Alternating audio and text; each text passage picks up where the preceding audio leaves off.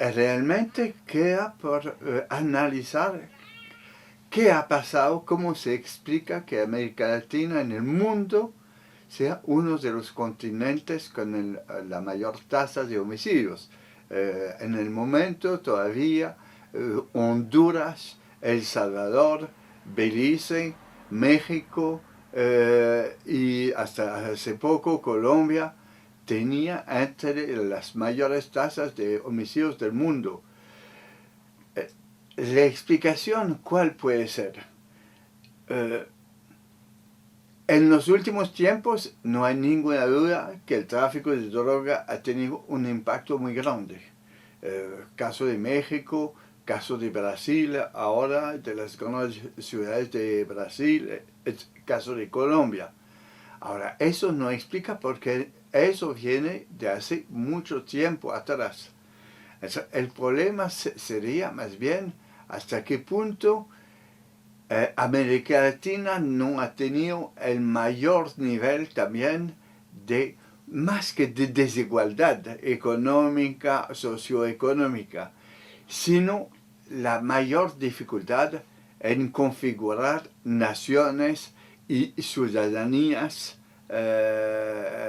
entre la gente de los pueblos. Es decir, el hecho de que realmente en muchos países con población indígena las tasas de violencia han sido más altas que en otros países, no en todos, pero en algunos. El hecho de que realmente se ha dado, por un lado, para algunos sectores urbanos, un grado bastante fuerte de institucionalización de las relaciones sociales, eso desde los años 30. Pero por otro lado, en las zonas, en el campo, un grado de ausencia de institucionalidad y el hecho de que las relaciones sociales estuvieran basadas más que todo en las relaciones de fuerza. Eso explica en parte el conjunto, el hecho de que América Latina haya presentado esas tasas muy altas de violencia. No ha sido siempre el caso, pero lo es más o menos desde los años 40, 50.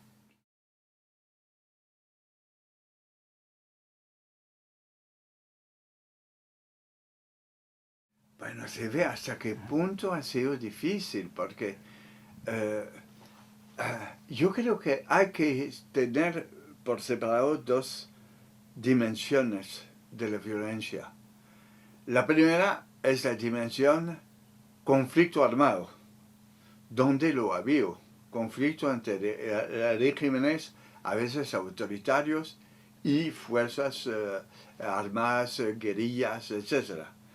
Es una dimensión, eso ha existido en El Salvador, Guatemala, etcétera, etcétera. Colombia, por supuesto. Ahora, el conflicto armado generalmente por sí solo no es responsable sino de una parte de la violencia. Es decir, en Colombia, por ejemplo, y en otros países se ve hasta qué punto la violencia va mucho más allá del problema del conflicto armado. Es decir, es una violencia que tiene que ver con un grado de desorganización social, de relaciones de fuerza muy poco institucionalizada, de la relación entre hacendados y campesinos, este tipo que se manejan con violencia. Las dos cosas andan juntas. Por supuesto, en los últimos tiempos, es decir, en los últimos 30 años, se ve hasta qué punto el tráfico de droga interfiere con el conflicto armado y por eso el conflicto armado se mantiene, dado que, por un lado, el conflicto de droga implica debilitamiento institucional muy fuerte, como ha sido en el caso en Colombia, como puede serlo en algunos estados de México en el momento, como puede serlo en incluso, pero a veces se ve en el caso de Venezuela, con esa violencia de la calle que hay en Caracas, que es una de las ciudades más inseguras. Eso se ve cuando hay riqueza presente, pero riqueza que está manejada de manera así por redes, delincuentes, etc. Lo que quiero decir es que la violencia no se explica solo por razones sociales, desigualdades, no se explica solo por el hecho de que haya conflictos armados, etc., sino por el encuentro de esos muchos factores en los años recientes.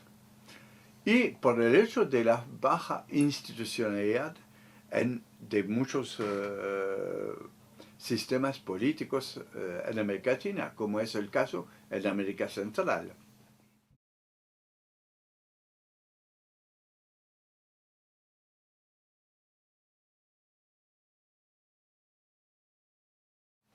Lo ha tenido frente a los regímenes autoritarios. Es decir, se ha vuelto muy difícil volver a sistemas militares y autoritarios como en los años 60, 70. Y el hecho de que se haya difundido la referencia a los derechos humanos es un hecho bastante importante, a pesar de que los problemas de violación quedan casi en todas partes. Es decir, fuera del hecho de que en cuanto al funcionamiento de los sistemas políticos es más difícil golpes de Estado, etc. A pesar de todo, se ve con Chávez el día de ayer tomando, se suponía constitucionalmente que él debía estar presente el día de la inauguración del nuevo mandato, no ha sido. Y la gente no dijo nada. Ahora, yo creo que a pesar de todo, en primer lugar, ha sido muy difícil todavía pensar el pasado. Es decir, incluso los rasgos, las huellas de los sistemas autoritarios, ha sido muy difícil, incluso para los mismos académicos, tratar del tema. Realmente ha sido muy poco las condenas en Argentina, muy pocas las condenas en Chile, y apenas se ha empezado a decir en Brasil que se va a hablar del papel de los militares en las torturas, etc., durante la dictadura militar. Pero fuera de eso, sigue en el campo, en muchas zonas, muchísimas violaciones de los derechos humanos, como es el caso en los países más afectados por la violencia en las últimas décadas, como es el caso de Guatemala, de El Salvador y de muchos otros. O sea, por un lado hay el discurso importante de derechos humanos, la posibilidad de protestar a nombre de los derechos humanos. Por otro lado, son muchos los casos en que no hay manera como el aparato judicial y las instituciones alcancen a tener presencia en muchas zonas para poder controlar el problema de los derechos humanos.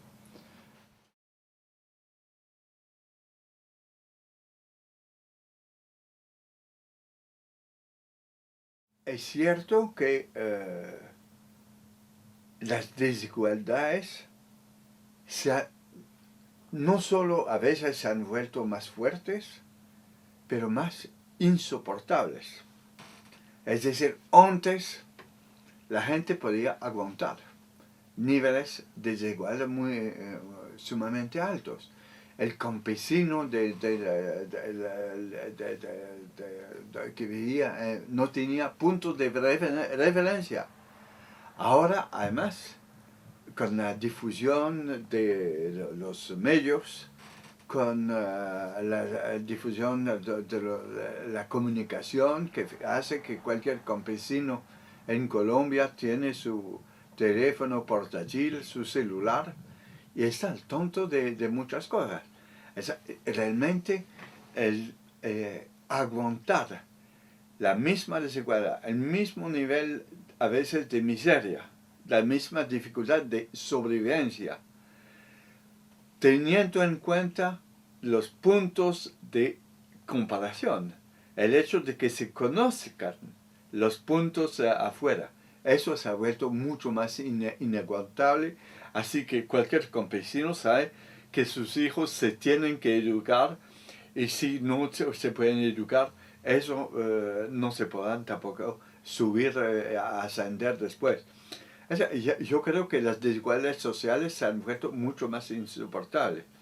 En segundo lugar, yo creo que a pesar de eso, los países con mayor violencia en América Latina sí son los países en los cuales en un momento dado ha habido conflictos armados, y en los mismos en los cuales en un momento dado, es decir, en los últimos 30 años, se ha producido el tráfico de drogas.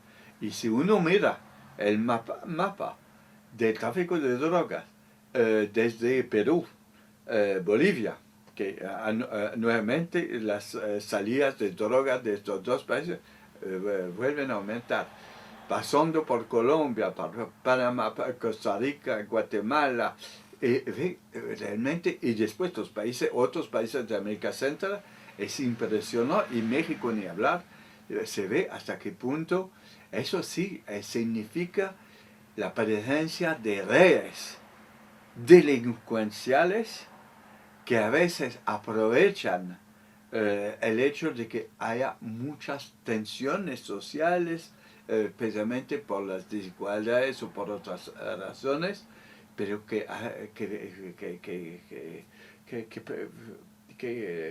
provocan un nivel de violencia altísimo, como es el caso de varios países.